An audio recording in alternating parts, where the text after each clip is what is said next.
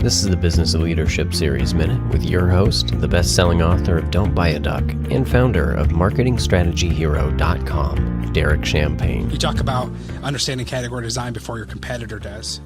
So if you take a step back, Derek, you and I as human beings put everything in a category. So if I say to you, hey, I just discovered, this new app on the Apple iPhone store, and, it slices and it dices and it carbidingulates and it deconfibulates and so forth, and I'm explaining to you, if you will, features, at some point, if you're like most people, you'll probably say, yeah, but what is it? That what is it question is what category is it in? Put it in a container that I can relate to and understand. And the way categories get created is when people in a given market understand a problem in a particular way. So, for example, one of the category designers we talk about in the book, Play Bigger, is there's a guy named Clarence Birdseye. And before Clarence, there were two types of food. There was food and there was canned food. And Clarence built the product, the company, which is actually still alive today, called Birdseye Food. They're the number one provider of frozen food in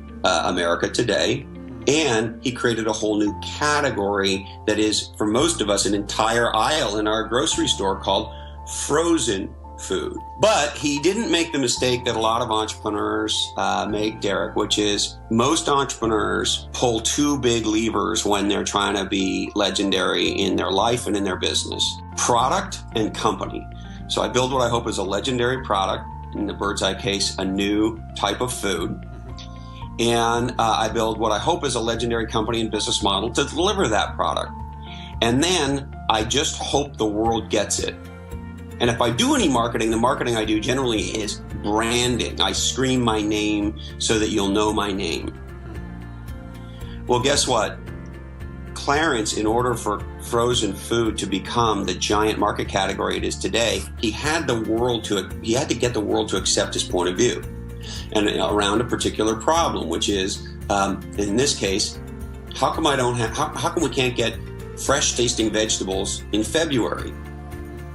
And when that becomes a problem, the solution, called frozen food, becomes an important part of our lives, and now a giant, it's over a $50 billion industry in the US alone, and it's an entire aisle in the grocery store. And so what's my point is, legendary category designers, whether it's at the business, corporate level, or the individual level, position themselves. They tell the world how they want people to think about them, and in specific, they try to design a category, that is to say a niche, which they can dominate. To hear full episodes of the Business Leadership Series, visit blsnow.net.